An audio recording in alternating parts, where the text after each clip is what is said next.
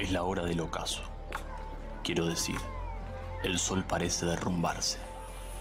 La tarde declina y la ciudad se cubre con un manto de sombras.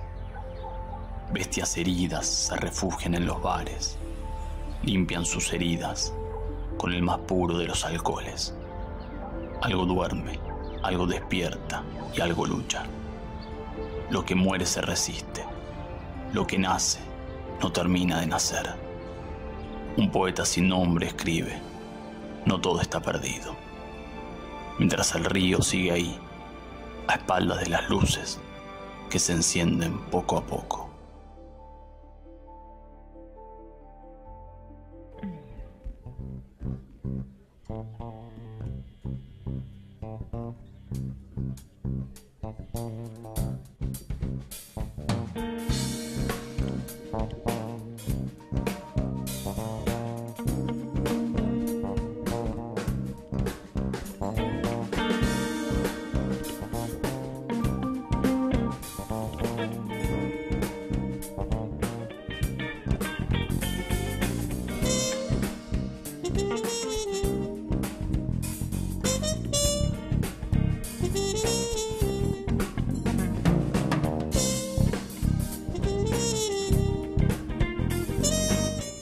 Buenas noches, ¿cómo están todos? ¿Cómo andan? Acá estamos arrancando un nuevo manifiesto sobre el ocaso. Hoy no empezamos con el video tradicional, viste que siempre armamos una especie de video sobre alguna cuestión que tenga que ver con la historia de la ciudad de Rosario. Esta vez decidimos comenzar de una manera más distinta, directamente saludándote y dándote la bienvenida a Radio Vox en el 88.3, la forma tradicional de sintonizarnos. Viste que hay... Bueno, la radio en general últimamente te da distintas opciones para escuchar y también para ver, para escucharnos de la forma tradicional, FM 88.3, en uno de los extremos del dial, ahí nos sintonizás. Pero también nos podés ver y escuchar a través de la página de la radio, que es radiovox.com.ar. También estamos en redes sociales como en Kik, en Twitch. Bueno, en fin, los programas ya emitidos los encontrás en mi canal de YouTube, que es youtube.com/MartinBecchiarello. Allí van a quedar alojados, incluso mañana, pasado, así pasando algunos días, ya va a estar allí colgado.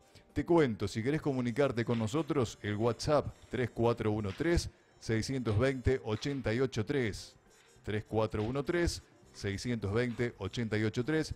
Te digo, si tenés ganas de escribirnos hoy en particular, podés hacerlo por el invitado, o por los invitados, incluso te diría más. Y te recomiendo, te pido que nos sigas en nuestro Instagram, que es Manifiesto Ocaso. Un programa muy particular además, porque hoy estamos cerrando un ciclo de manifiestos sobre el ocaso, así que, bueno, después te contaré más cosas. Lo que quiero hacer ahora es contarte quiénes hacemos este programa. En los controles, Piero Trevisan, como siempre, gracias Perito por estar allí.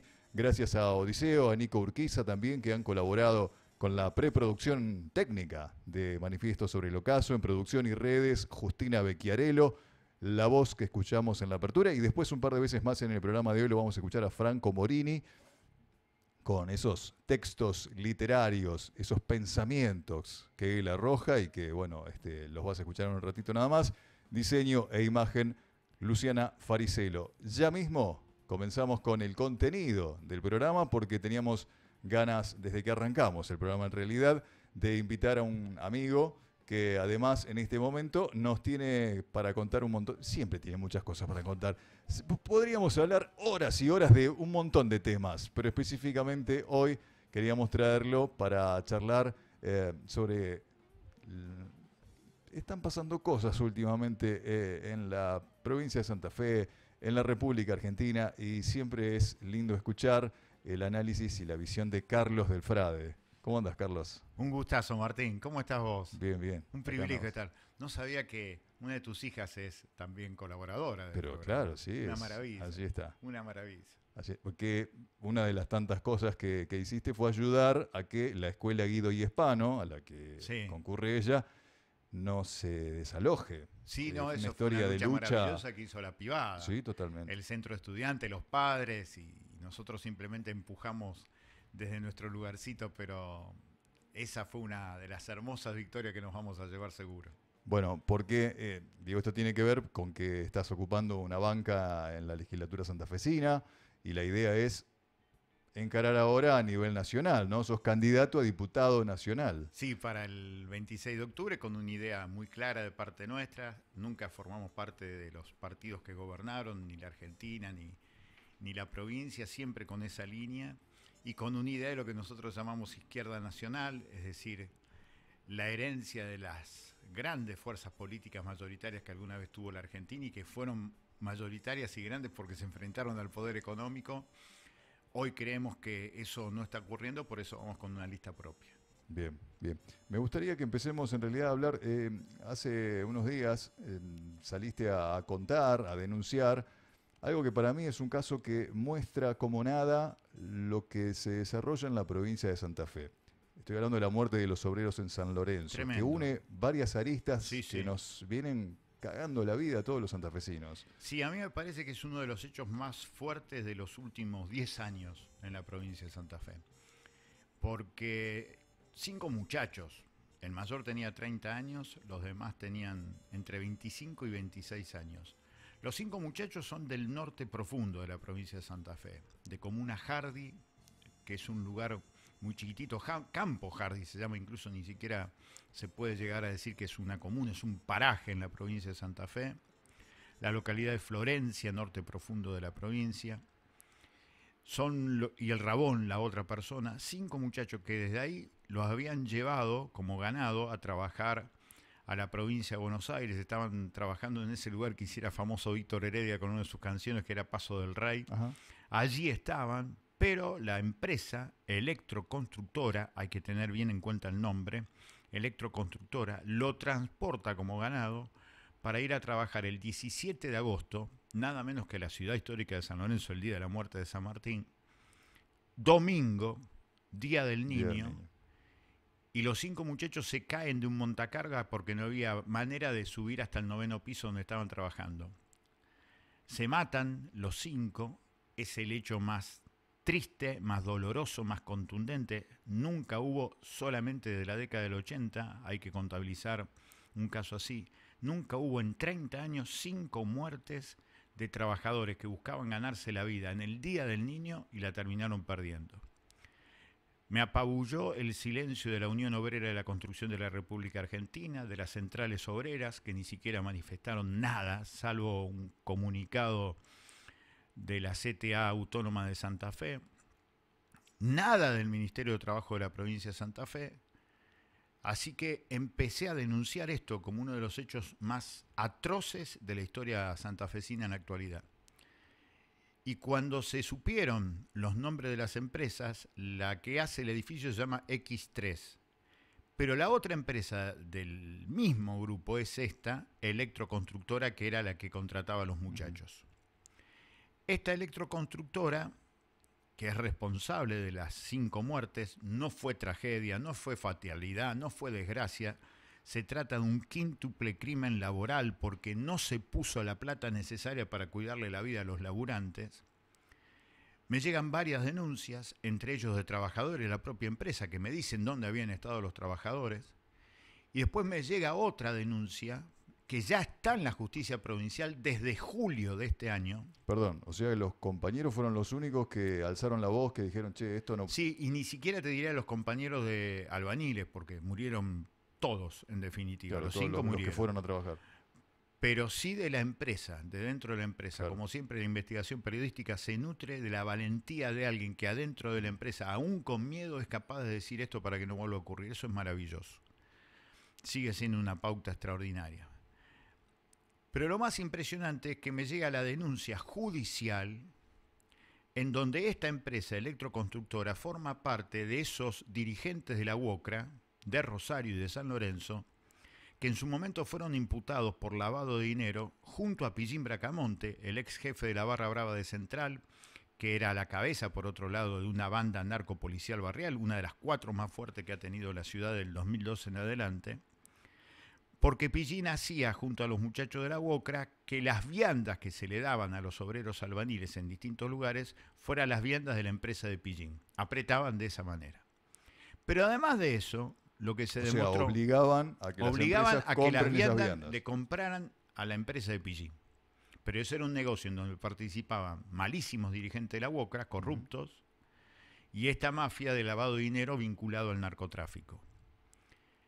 Lo que se supo en julio de este año, que esta empresa electroconstructora, que no pagaba para cuidarle la vida a los trabajadores, le viene pagando desde hace tiempo un salario a una chica que se llama Sharon Luna. Sharon Luna está presa desde hace 5 años en distintas cárceles federales, en La Pampa, en el Complejo Federal Penal de Ezeiza, porque era la jefa operativa de una banda narcopolicial barrial del norte de la ciudad de Rosario, de Tania Rostro, muy vinculada también a la banda de los Pillines.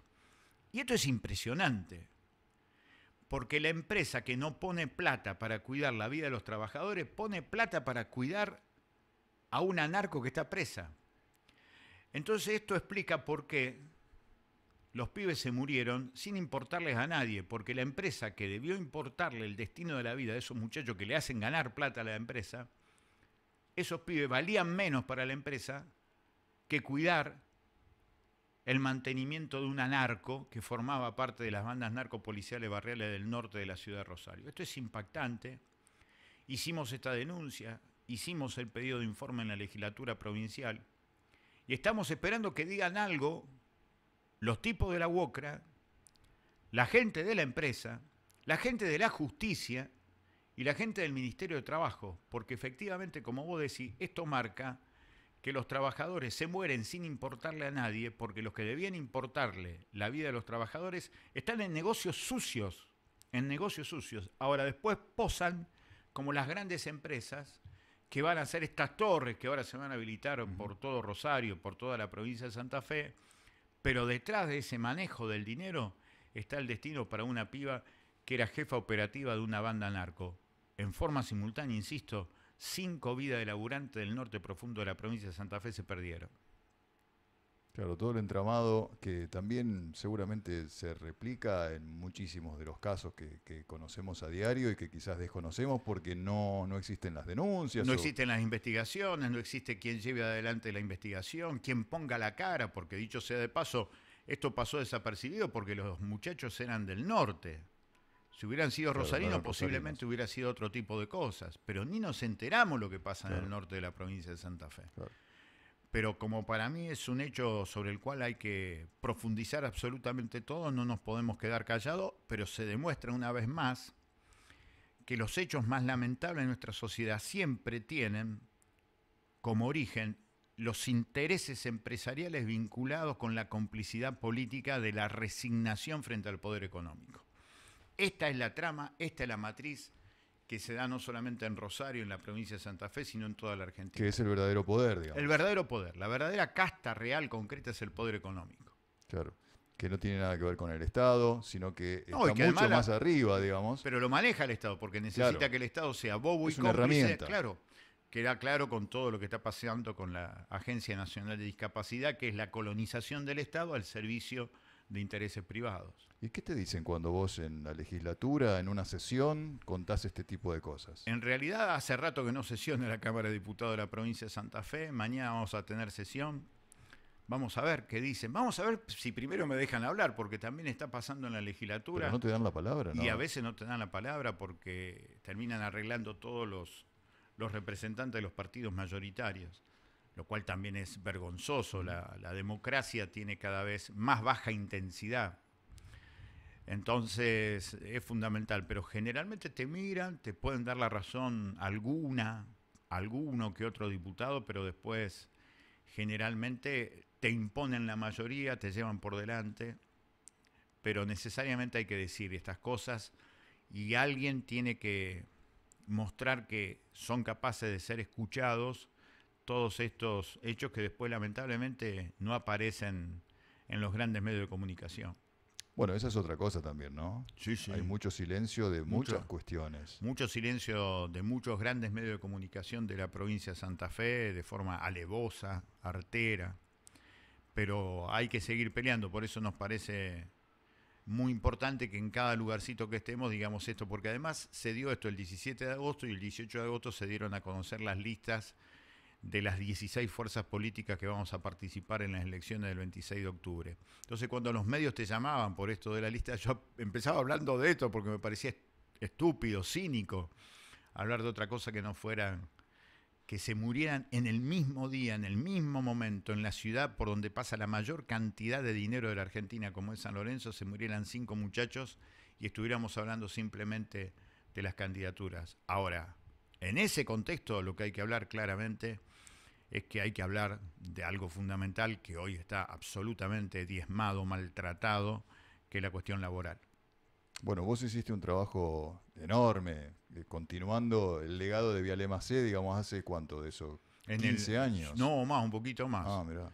Eso fue... ¿Estamos tan viejos, Carlos? Claro, porque eso fue en el 2004, hace 21 años, cuando se cumplieron 100 años del informe de Vialema C. Mirá. Sí. Bueno, pero seguís recorriendo la provincia. No, permanentemente y lo hacemos además en colectivo, como siempre decimos. Mañana salgo en el micro de las 6 de la mañana para ir a Santa Fe. Pero sí, ¿Qué ves cuando recorres y lugares? veo En distintas Rosario, realidades. evidentemente, vivimos en una especie de burbuja, ¿no? Sí, es muy diferente a Rosario. Por ejemplo, ayer estuve en Reconquista y fui a una cooperativa algodonera que se llama Cooperativa Algodonera Santa Fe, que está en Reconquista. Y es impactante porque es una empresa que tiene 12 máquinas para hacer hilos, para hacer distintas telas, y de las 12 máquinas hay solamente 2 que trabajan. Y son muchachos grandes, de más de 40 años. De producción, de gente. Falta de producción, falta de venta y además falta de algún tipo de ayuda material para seguir haciendo esa producción. Además no pueden pagar la luz cada vez es más costosa. Es una cooperativa. Los muchachos con 35 años de laburo están sacando por mes con suerte 400.000 pesos. Y sin embargo van todos los días. Entonces por eso... Por un lado vos ves, y esa era la sensación que tuve ayer, y se lo contaban los muchachos, que por un lado estaba claro la señal de un país que está siendo destruido. Y en ese país destruido, una provincia que debería poner contención, pero no lo hace porque el plan económico está diseñado por las grandes exportadoras. Entonces se deja de lado esto. El plan económico de la provincia. De la provincia. Pero en medio de eso... Vos te encontrás con esta gente que todos los días va a laburar, que se siente contenta peleándola y que incluso te dicen, no sabés qué lindo se pone esto cuando vienen los chicos de la escuela a recorrer la empresa. Y eso es maravilloso. Es una alegría que tienen estos trabajadores que va absolutamente a contramano de la realidad que ellos están percibiendo. Porque es en serio una postal del saqueo. Pero yo decía, son las 2 películas de Pino juntas. Es la memoria del saqueo, o si querés, la dignidad de los nadies, y por el otro lado la Argentina latente, porque esa gente está esperando una mano para recuperar todo. Por eso se ponen contentos cuando van los chicos a recorrer. Mantienen la esperanza, es increíble, es realmente emocionante. Ayer yo me emocioné mucho cuando estos hombres grandes, realmente grandes, son capaces de mantener la esperanza a pesar de que están ganando 400.000 pesos mensuales.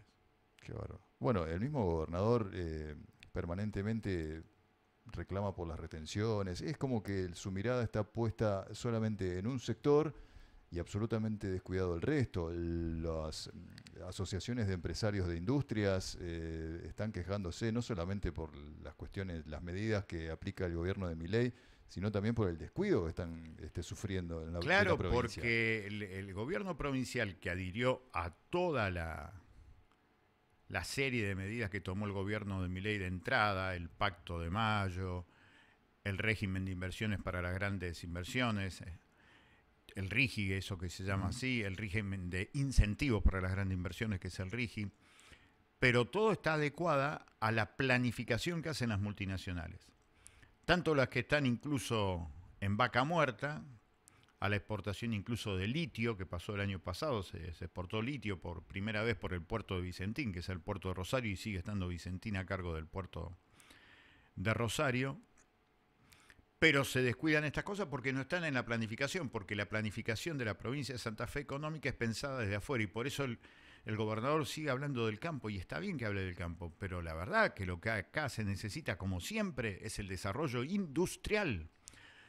política industrial, porque en las grandes ciudades se concentra la mayor cantidad de gente y por supuesto que al campo hay que seguirlo atendiendo, pero muchachos, alguna vez habrá que hablar que Santa Fe empezó a crecer gracias a lo que fue la promoción industrial de Silvestre Benis allá por la década del 50, y eso fue que hizo que Rosario creciera en un 60% su población, tuviéramos la posibilidad de tener esas plumas flamígeras que iluminaban Ovidio Lagos al fondo, Ovidio Lagos hacia el sur, por los talleres metalmecánicos.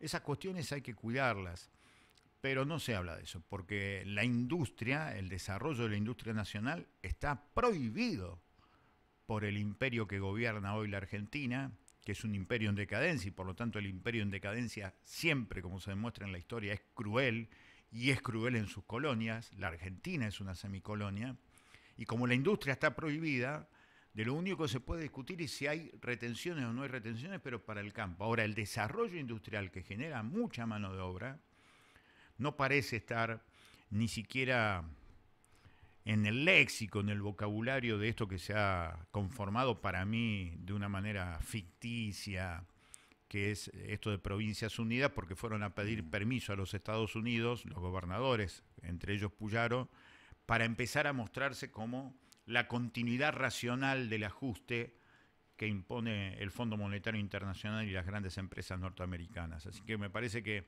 ojalá que la gente empiece a pensar que tiene que ir a votar, que tiene que dejar de lado el enojo. No se puede vivir enojado. En algún momento tenés que pensar qué es lo que me llevó a enojarme, quiénes son los responsables del enojo, porque si no vas a votar, dejás intacto, intocable lo que te hace enojar. Claro. Entonces es como tirarte un tiro en los pies. Y me parece que es fundamental esto de empezar a, como siempre hemos dicho, de pensar diferente para vivir diferente y votar diferente. Eso me parece que es muy importante para el 26 de octubre, porque si no, después lo que vamos a tener, más esta idea del saqueo, más saqueo, y cada vez ser más fácil, más difícil encontrarse con la Argentina latente. La forma de expresar descontento no es no yendo a votar, no, sino ir a distinto. votar diferente, Claro. andá a votar distinto, porque si no vas a dejar todo igual. Exacto, exacto. Bueno, y esto hay que decirlo a nivel nacional. Sí, claro, hay que decirlo a nivel nacional, hay que hablar de lo que hablamos acá, del narcotráfico, de los medios de comunicación, de la necesidad de un congreso pedagógico, de pensar en la inteligencia artificial, en el dataísmo que llega por el celular, la soledad de los pibes, el suicidio de los pibes cada vez mayor, la complicidad del poder económico frente a esto, la necesidad de terminar con la ley de entidades financieras, la idea de saber cuánto vale la hora de trabajo de cada persona que nos escucha. La hora de trabajo de cada persona que nos escucha es lo que nos dice el patrón, el que nos paga el sueldo, o el que nos rebuscamos en la calle, o es otro valor. Eso es muy importante, porque a partir de lo que vale la hora de trabajo de cada persona, de acuerdo a su distinta actividad económica, también habrá que pensar si no tenemos que avanzar hacia un plan de jornada laboral más chiquita, pero con igual salario, porque eso está directamente vinculado a lo que se queda en las empresas y a lo que realmente vale tu hora de trabajo. Entonces la gente debería dejar de lado esta idea de tener un laburo y después ponerse un Uber para ver si le puede empatar al fin de mes. Ahora, todo eso hace que la economía sea cada vez más en negro, sin algún tipo de protección social que tenga que ver con la obra social o médica. Entonces me parece que estas cuestiones son las que hay que charlar de cara al 26 de octubre. Bueno, ¿y cómo se integra la lista? La lista es muy linda, es toda gente militante, está Gabriela Sosa como candidata a segunda diputada nacional, alguien que viene trabajando desde hace años en Mujeres de la Matria Latinoamericana, Mumalá, de Libre del Sur. Está Lucho Vigoni, que es del grupo de Leo Caruana, que viene trabajando mucho en los barrios y que tiene un gran compromiso con la niñez y la pibada, está hablando mucho de eso. Una persona muy querida, Leo, en la ciudad. Sí, y Caruana es un fenómeno. Sí. Y después está con nosotros Vanessa Odi, de la ciudad de Santa Fe, que también estuvo con mucho trabajo en la cuestión de género. Después está Pablo Bosch, un comunicador también de Santa Fe. Después Mercedes Meyer en el sexto lugar, como siempre acompañándonos desde hace 10 años. Así que tenemos una lista muy, pero muy linda y muy elocuente de esto que nosotros decimos con absoluta humildad, siempre por afuera de los partidos grandes, no porque no los respetemos, sino porque creemos que detrás de las listas en donde están los partidos grandes siempre se esconden tipos que tienen más prontuarios que currículum, en donde es muy difícil encontrarle sentido a palabras como renovación y todo eso que empiezan a aparecer. Así bueno, que de hecho, los ministros de Alberto, por ejemplo, en la esperada renovación de la oposición, por lo menos en una parte, están todos encabezando listas. por eso es lo más lamentable, porque Milei no sale de un plato volador, tiene que ver con todas las traiciones que cometió el gobierno de Alberto Fernández, empezando por Vicentini y terminando con la entrega de la planificación del Paraná al Comando Sur del Ejército Norteamericano, cuando el 30 de noviembre del 2024 le dice al Comando Sur que ellos tienen que hacer la planificación de lo que ellos llaman la hidrovía.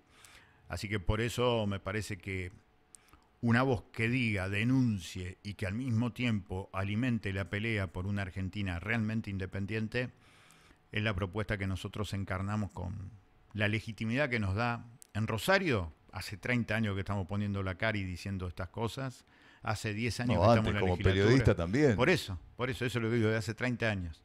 Y lo cierto es que hace 10 años en la legislatura, por el privilegio del voto, estamos diciendo estas cosas que para mí hay que decirlas en la nación. Bien. Así que ojalá que nos acompañen. Y además yo tengo para mí la idea que yo quiero ganar Rosario, porque como vivo acá, porque la recorro, porque hace mucho tiempo que nos conocemos con distintas generaciones rosarinos, yo sueño con que la mayor cantidad de votos sea de Rosario y de la zona. Bien. Bueno, y así seguramente será. Ojalá, la vamos a pelear.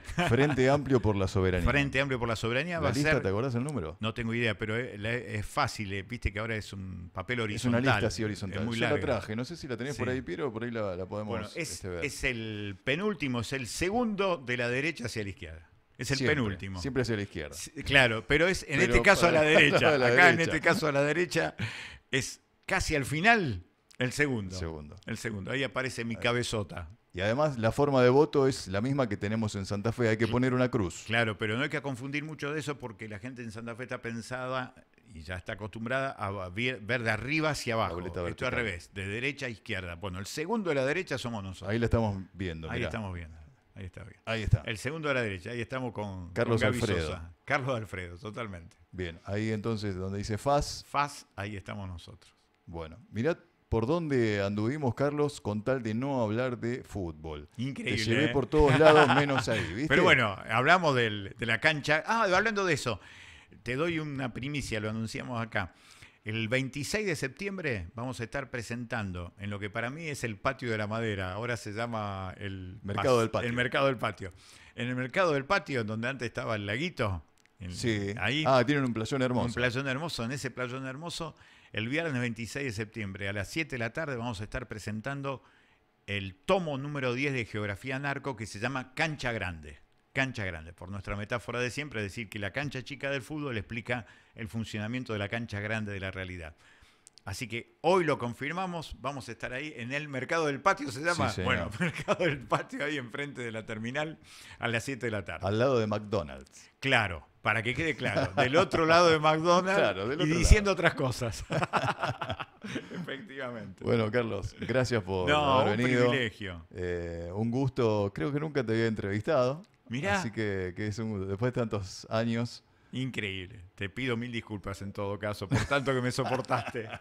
No, gracias como siempre. Bueno, Muchas y gracias, Martín. Éxito para Gracias. octubre. Igualmente. Igualmente. Gracias. Mucha suerte. Gracias. Bueno, seguimos nosotros.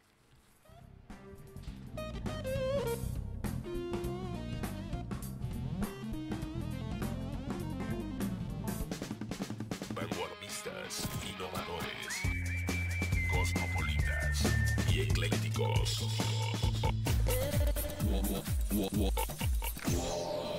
FM. Estas empresas auspician el siguiente segmento en Vox 883. Asesoría de imagen personal. Celeste Chiara. Consultoría para empresas. Isoplus SRL. Ferretería. Suárez. Arquitectura e ingeniería.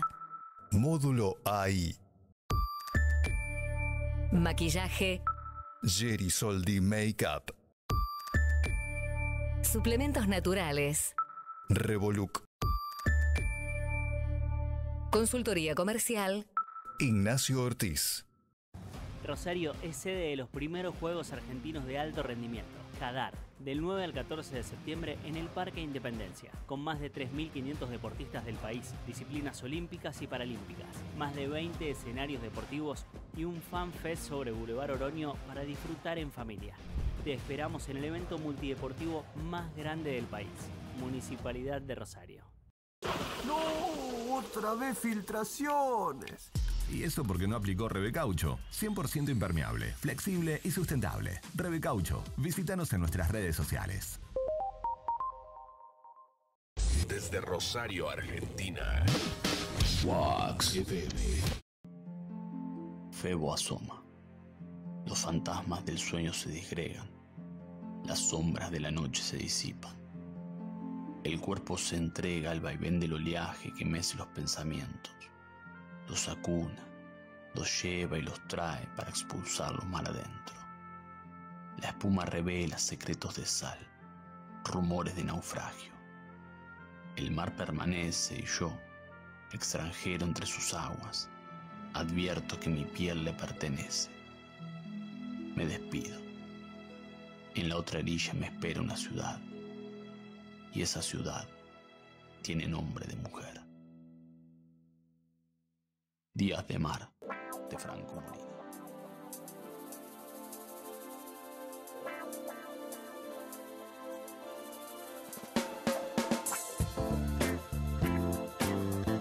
Turn off the light. Sing beneath the moon.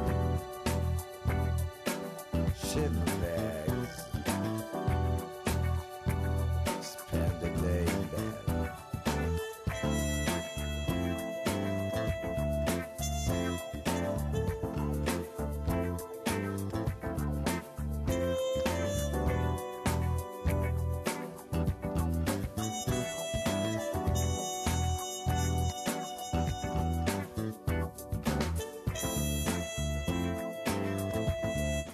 Escuchábamos recién la voz de Franco Morini en uno de sus pensamientos literarios. Lo habíamos invitado a Franquito para que venga acá, y nos acompañó durante todo este ciclo. Pero él pertenece al gremio Cyprus, que es uno de los que se está movilizando en estos días. Cyprus son médicos que trabajan bajo régimen del Estado provincial y están haciendo una serie de reclamos, no solamente salariales, sino que van mucho más allá, que tienen que ver con las condiciones de trabajo. Y hoy a la tarde hicieron una manifestación, una marcha de las antorchas. Así que allí estuvieron manifestándose este gremio al que te hacía referencia, Cyprus, al que pertenece nuestro compañero Franco Morini. Bueno, viste que nosotros solemos tomar las efemérides, las fechas, para charlar sobre cosas que nos gustan. Usamos como excusas las efemérides para charlar de cosas placenteras que disfrutamos. Y en este caso encontramos una fecha que nos encantó, porque un 4 de septiembre, es decir, mañana, se va a cumplir un nuevo aniversario de la fundación de Lelutier, este grupo que nos representa. Yo creo que si algún extranjero o un extraterrestre tenemos que mostrarle cómo es el humor de los argentinos o cómo es lo más representativo del humor argentino, sin duda alguna tenemos allí a Lelutier. Y bueno, tenemos el gusto de que nos haya brindado unos minutos Martín O'Connor, uno de los integrantes. Martín, ¿cómo te va? Un tocayo. Martín Becchiarello, aquí desde Rosario te estamos saludando. ¿Cómo estás? Hola Martín, buenas noches, ¿cómo estás? Bien, muchísimas gracias por atendernos. No, por favor. Si me permitís, hago un raconto rapidito, cronológico, de lo que pasó con la historia, los orígenes de Lelutier. Gerardo Massana lo fundó el 4 de septiembre del 67, como te contaba recién, en pleno auge de los coros universitarios. Allí se unió a Jorge Marona, Marcos Munstock y Daniel Rabinovich, que eran miembros de otro coro y musicisti. Después se une Carlos Núñez Cortés, después Carlos López Pucho, que es rosarino, y finalmente Ernesto Acher. En 1973 Massana fallece, era muy joven Massana. Siguen adelante así hasta el 86, donde Acher deja el grupo. En 2015 fallece Rabinovich. Después Núñez Cortés se retira, Munstock deja el grupo por enfermedad y para cubrir esos lugares fueron incorporando otros integrantes, primero como suplentes, luego como titulares. Ellos son Horacio Tato Turano, Roberto Antier, Tomás Mayer Wolf, Santiago Oteros Ramos, Pablo Rabinovich y Martín O'Connor, a quien estamos saludando en este momento. Hace muchos años que estás en Lelutier, Martín. Y sí, ya son 3 años. Se nos está yendo la señal. Ahí quedaste congelado. Nos estaba... 13 años. Perdón, se nos fue la señal, Martín, no llegamos a escucharte. ¿Ahí estás? Ahí un poquito mejor, sí. Sí, 13 años fueron 13 años. hasta ahora. Ujú. Imagino, vos empezaste como suplente, ¿no es cierto?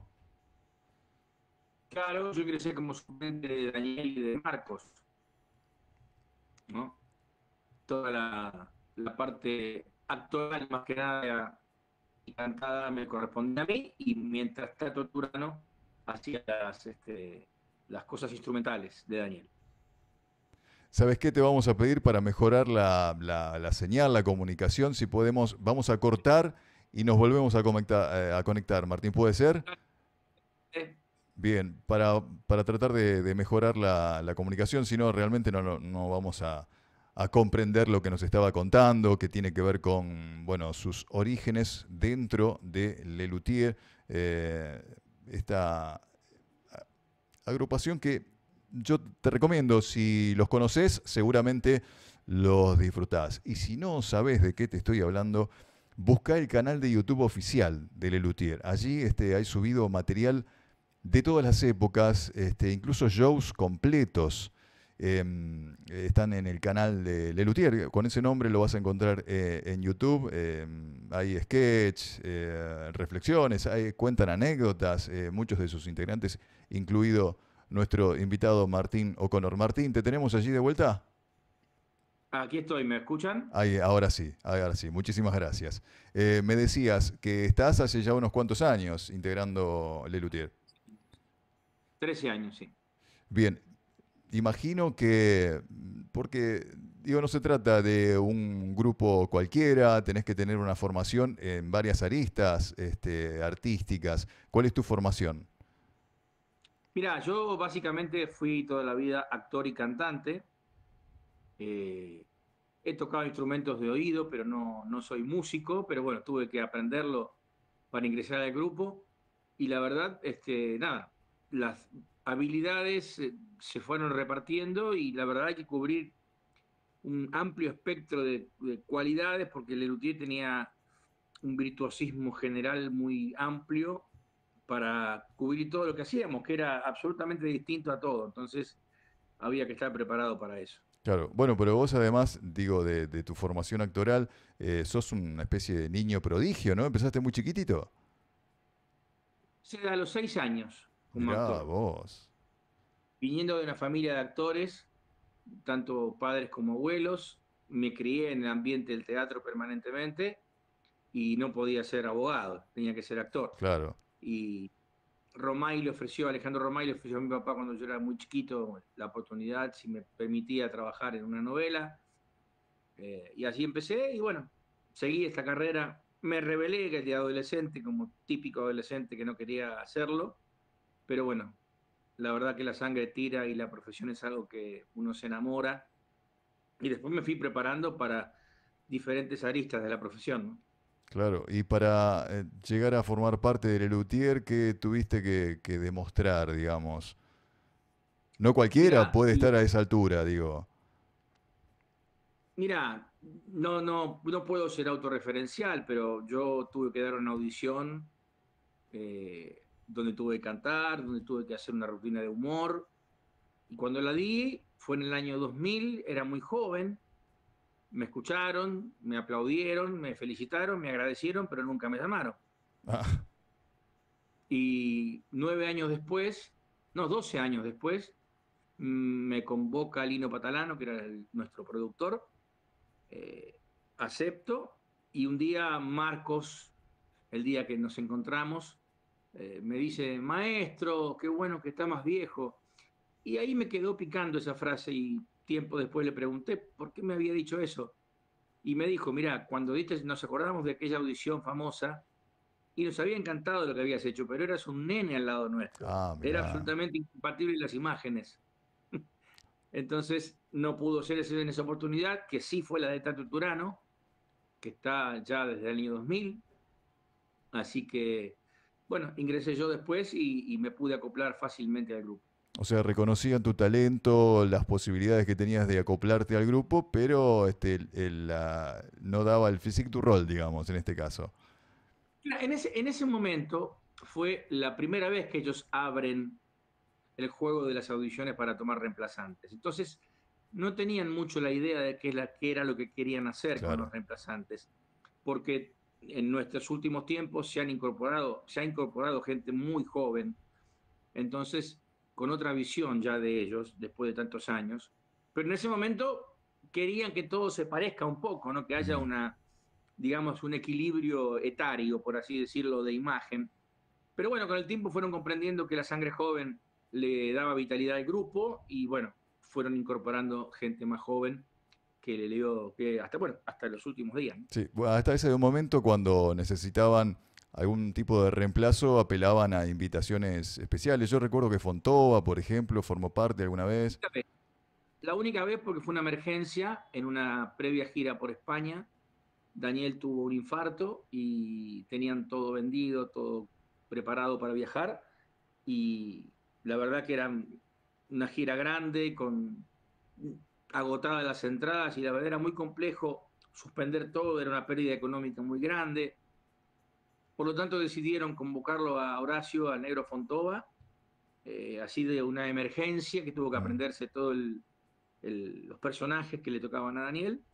Y bueno, fue una gira que surgió así, zafaron.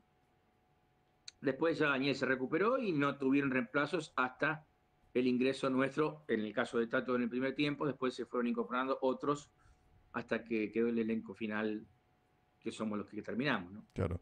¿Te tocó participar de la creación de guiones, Martín? No creación de guiones, sí el aporte de ideas o de sugerencias o de pareceres. Eso sí, siempre nos han abierto la puerta a poder opinar sobre ciertas cosas que veíamos, porque uno a veces desde afuera o incluso cuando le toca hacer un personaje siente que la cosa puede ir por otro lado. Claro. Entonces hemos sugerido cosas que las han aceptado y otras que no, obviamente, pero siempre fueron muy generosos y muy abiertos. Y te tocó muchas veces hacer textos que para el público eran muy conocidos. Digo, ¿cómo, Al principio sí. digo, ¿cómo trabajaste eso? Porque a veces hay sketches que son muy clásicos. Digo, Sí. pensar, no sé, la gallina dijo breca, no sé, otras cuestiones que uno ya sabe de memoria. Es difícil verlo también en la voz y en la cara de otro. Claro, mira, la gallina de Colega, por ejemplo, no lo hice, sí lo hicimos una vez como prueba de posible sketch, de posible número para una antología que estábamos preparando. Después decidimos no hacerlo, pero a mí siempre me tocaron los textos de Daniel. Y la primera condición que yo me puse era tratar de no parecerme en nada a Daniel. Claro. ¿No? Primero porque sería una falta de respeto. Segundo porque era único e inimitable. Obviamente que sí yo tengo y reconozco por una cuestión de admiración profunda que yo tenía por él y de ser uno de mis referentes del humor, del arte, tenía cosas propias que podían llegar a parecerse las de Daniel. Pero no por instinto, por la intención de imitarlo, sino porque me salían naturalmente, ¿no? Claro. Entonces, pero la gente lo tomó muy bien, se dieron cuenta que no era una imitación, sino que eran... Y aparte, obviamente, que hay un texto que está escrito y hay cosas que se van a aparecer, inevitablemente. No es como una obra de Shakespeare. Hamlet tiene cosas que tiene que hacer un actor. Claro. Sea cual sea el actor. Sí, sí, sí. ¿No? está escrito de esta forma y tiene que ser así, aunque se parezca al anterior o a otra versión. Después el actor le pone su impronta, pero hay cosas que están escritas de una manera donde no se puede uno hacer otra cosa, porque primero pierde gracia, no se entiende, o sea, hay muchos ítems que hay que respetar y en los cuales a veces puede llegar a dar la imagen o la intuición de que lo está imitando. No, en realidad nunca fue así y por suerte la gente lo entendió, ¿no? Claro. Y lo aceptó. Yo recién contaba que uno de sus integrantes, Carlos López Pucho, es rosarino, pero digo, Sí. aparte, el grupo tiene una relación muy particular con esta ciudad. De hecho, sus espectáculos se estrenaban primero en Rosario y a partir de allí ajustaban ciertas cosas y además su eterna relación con el Negro Fontana Rosa. Absolutamente, absolutamente. El Negro ha sido un gran amigo y aportante de algunas cosas puntuales de los textos de Lelutier. No ha escrito textos completos, pero sí ha dado, a veces le mandaban los textos y el Negro los revisaba y mandaba algunos chistes puntuales que han sido icónicos. No recuerdo ahora puntuales cuáles son de él, pero sé que hay muchos que fueron del Negro. Y además se tomó como una especie de cábala estrenar los espectáculos en Rosario, ¿no? Estrenarlos con una casi, te diría, media hora más de duración de la que después finalmente iba a quedar. Ah, mira. Y esa misma noche, al día siguiente, se filmaba la función de estreno, al día siguiente se veía el video y en base a la visión de cada uno de los integrantes y de la reacción del público a los sketches, a los chistes, era lo que se iba quitando y lo que se iba dejando. Y al día siguiente hacíamos una función absolutamente diferente a la anterior, ¿no? Mirá vos, o sea, tranquilamente los rosarinos tendríamos que haber ido en la primera función y un poquito más adelante también, porque eran dos espectáculos prácticamente distintos. Mira, nosotros, el último espectáculo que fue Mastropiezos de Mastropiero, que fue el primer espectáculo escrito puntualmente para nosotros, para el último elenco, por lo cual había ningún texto era de nadie, o sea, eran absolutamente escritos para nosotros. Lo estrenamos el 22 de noviembre del 22 y al año siguiente, en septiembre, volvimos a Rosario y era otro espectáculo. Claro. Otro espectáculo. Primero porque ya llevaba 10 meses de rodaje, 9 meses de rodaje, y otro porque le fuimos cortando cosas, quitando cosas, agregando cosas. El humor es así, uno va ajustando permanentemente y Lelutier particularmente es así. Lelutier ajusta o ajustaba minuto a minuto. Cada función había que ajustar algo, porque sentíamos que siempre había posibilidades de crecer. Bien. Martín, ¿dónde podemos encontrarte a vos actuando en estos momentos? Mirá, o cantando, en estos momentos, no sé. O cantando, digo. Mira, yo estoy en varias cosas. En principio estoy ahora como funcionario, como subsecretario de Cultura del Partido de la Costa. Ah, mira. Estoy trabajando hace ya 1 año y casi 2 años. Y obviamente hago shows de vez en cuando personales y con mi dúo de tenores que son M&M Tenores, que hemos estado en Rosario en mayo, en el City Center, y probablemente antes de fin de año volvamos. Qué bueno. Así que bueno, lo que va saliendo vamos haciendo, aunque algunos eventos privados también. Qué bueno, qué bueno. Bueno, y siempre que un día podamos volver. ¿con Lelutier? Es una ilusión que tenemos. Qué lindo sería. Los que quedan. Bueno, esperemos estar al aire para poder contarlo también, si es así. Yo quiero agradecerte enormemente que nos hayas atendido y que hayamos podido recordar este ícono del humor argentino, de la forma de ser también, de la identidad argentina, ¿no? De alguna manera. Y sí, porque realmente Lelutier, primero que es algo único en el mundo, Claro. no hay nada que se parezca a lo que es. Lelutier es un género en sí mismo. O sea, si vos preguntás qué era Lelutier. O sea, no hay nada, no es un género, es un género en sí mismo. Entonces, creo que aparte de haber sido, y tenés yo en mi caso personal, haber sentido el orgullo de haber pertenecido a un pedacito de la historia de este ícono que va a quedar por todos los tiempos. Esta representación, esta especie de embajadores argentinos en el mundo de habla hispana, para mí es algo que lo voy a llevar en mi corazón toda la vida y ser eternamente agradecido. Muchísimas gracias, Martín. Que tenga buenas noches. A vos, Martín. Sarinos, ojalá nos veamos pronto. Abrazo grande. Martín O'Connor, integrante de Lelutier, formó parte de la última formación. En realidad, bueno, él nos contaba durante muchos años, ya desde el 2000 estaban los planes de Lelutier, finalmente por una cuestión etaria entró más tarde, pero qué honor, ¿no? Es como, yo imagino, no sé, qué sé yo, Enzo Fernández cuando Scaloni lo llamó para formar parte de la nueva selección argentina, ¿no? Una cosa así. Bueno, tremendo. 4 de septiembre del 67, Gerardo Massana, que fue el hombre que tuvo la idea de conformar un grupo con estas características, mezclando el humor con la música, y la música bien hecha, porque eran verdaderos músicos, realmente son verdaderos músicos. Bueno, ahí los recordábamos entonces con Martín O'Connor. Sui Generis, formando parte del Adiós Sui Generis, que sucedió un 5 de septiembre del 75, también aferrándonos a las efemérides, los teníamos allí a los Sui Generis. Tengo varias cosas para contarte. A ver, nueva función de Alguien Olga.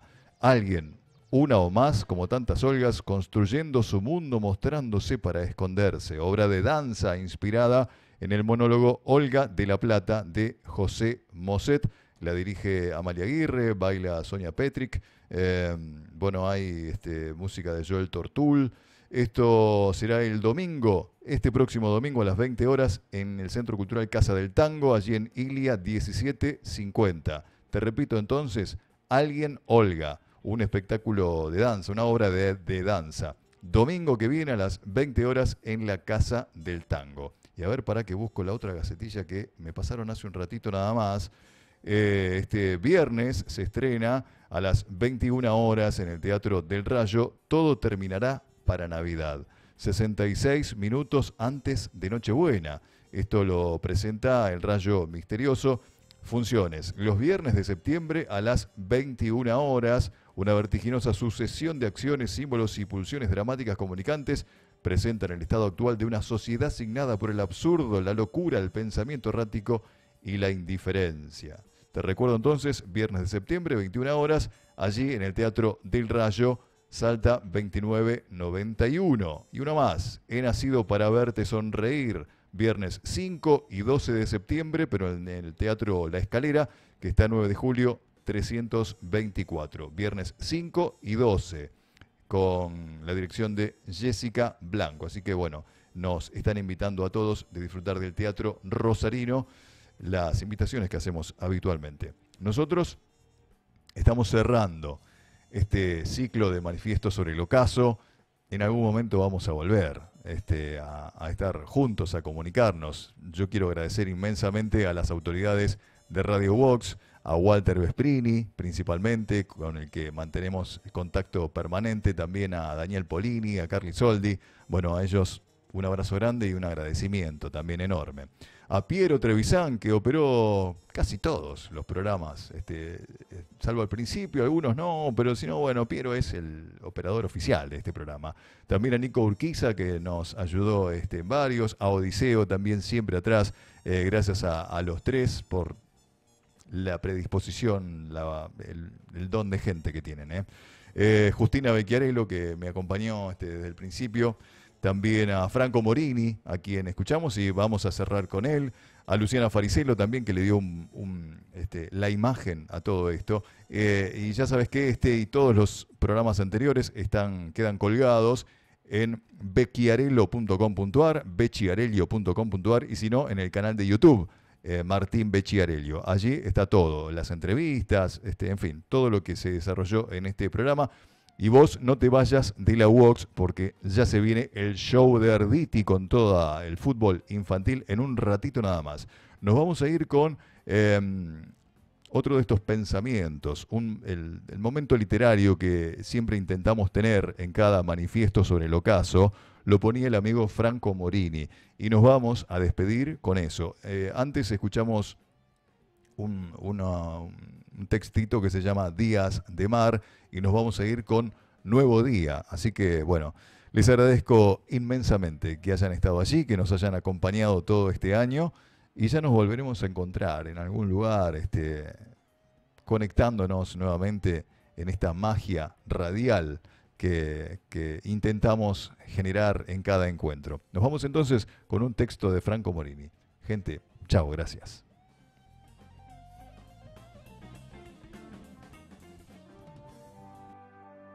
La piel se diluye en un remanso de algoritmos y luces que acrecientan la distancia. Corremos el riesgo de extraviarnos para siempre. Ellos quemaron los puentes y los libros, y nosotros, poco a poco, abandonamos las plazas y los bares. Lo viejo es lo nuevo, repito como un mantra. Ciegos, mancos, embrutecidos. Puro ruido. Puro plástico, fascismo para el siglo XXI y la resaca de esta falsa libertad. ¿Dónde están los gallos rojos? Me pregunto. Si no amanece el nuevo día, haremos un tajo en el vientre de la noche. Nuevo Día, de Franco Morini.